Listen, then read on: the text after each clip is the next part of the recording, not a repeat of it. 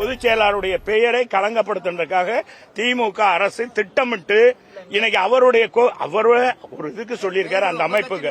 அதைத்தான் அது எங்க கட்சி அவர் சொல்லல, குறை சொல்லல, எங்க பொதுச் செயலாளர் சொல்லல. நீங்க நல்லா புரிஞ்சுக்கணும். எங்க படம் வைக்கலன்னு அவர் அந்த அமைப்பாளர்கிட்ட சொல்லியிருக்காரு. நீங்க தேவையில்லாத சொல்லக்கூடாது. அமைப்பாளர்கிட்ட சொல்லியிருக்காரு, எங்க அண்ணன் சொல்லல. அதைத்தான் அவர் சொல்றாரு. இதனால எங்க கட்சிக்குள்ள நான் அது இல்ல அப்படின்னு அவரே சொல்லிட்டார். அப்புறம் விளக்கம் அதுக்கு விடுங்க.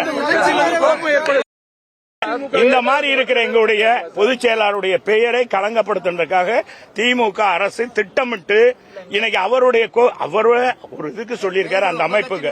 அதைத்தான் அது எங்க கட்சி அவர் சொல்லல, குறை சொல்லல, எங்க பொதுச் செயலாளர் சொல்லல. நீங்க நல்லா புரிஞ்சுக்கணும்.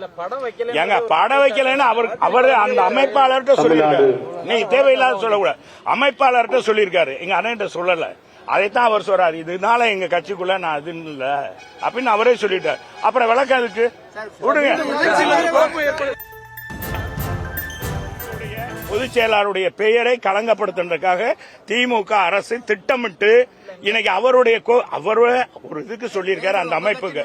அதைத்தான் அது எங்க கட்சி அவர் சொல்லல, குறை சொல்லல, எங்க பொதுச் செயலாளர் சொல்லல. நீங்க நல்லா புரிஞ்சுக்கணும்.